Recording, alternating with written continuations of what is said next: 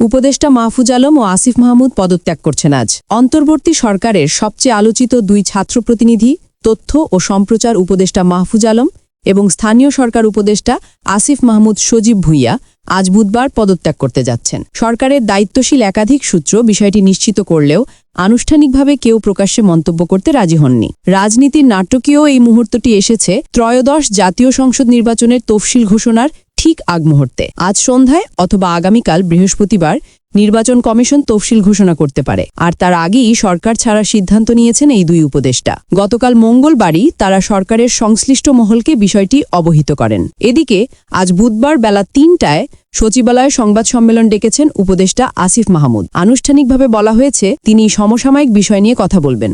তবে সরকার ও তার ঘনিষ্ঠ সূত্রগুলোর দাবি, এই সংবাদ সম্মেলনেই পদত্যাগের ঘোষণা আসতে পারে। সরকারের উচ্চ পর্যায়ের সূত্র জানায়, গতকাল যমুনায় প্রধান উপদেষ্টা অধ্যাপক মোহাম্মদ ইউনূসের সঙ্গে জ্যেষ্ঠ উপদেষ্টাদের নিয়মিত বৈঠকে দুই উপদেষ্টার পদত্যাগের বিষয়টি গুরুত্বের সঙ্গে আলোচিত হয়। সেখান থেকেই স্পষ্ট হয়, তফসিল ঘোষণার পর ছাত্রপ্রতিনিধিদের সরকারে থাকা রাজনৈতিকভাবে সংবেদনশীল হয়ে পড়বে। এর আগে সেপ্টেম্বরের মাঝামাঝি সময়ের মধ্যে তাদের পদত্যাগের পরামর্শ দেওয়া হয়েছিল, তবে আরও সময় চান তারা।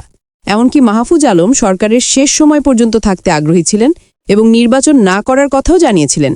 কিন্তু শেষ পর্যন্ত সরকারের অবস্থান পরিষ্কার হওয়ায় তফসিল ঘোষণার ঠিক আগেই পদত্যাগের পথে হাঁটছেন দুজনই। এই দুই নাম জুলাই গণ অভ্যুত্থানের স্মৃতির সঙ্গে অঙ্গাঙ্গিভাবে জড়িয়ে।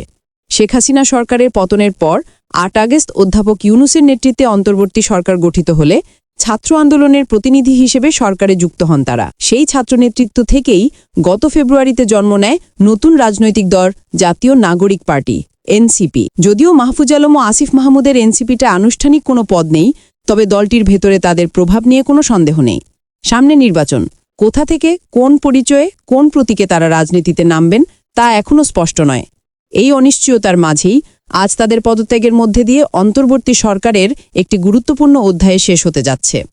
আজকের এই পদত্যাগ শুধু দুটি পদ ছাড়ার ঘটনা নয়, এটি ছাত্র আন্দোলন থেকে রাষ্ট্র ক্ষমতার পথে আসা এক প্রজন্মের রাজনৈতিক মোড় ঘোরানোর মুহূর্ত। এখন সবার চোখ একটাই প্রশ্নে, সরকার ছাড়ার পর তাদের পরবর্তী গন্তব্য কোথায়।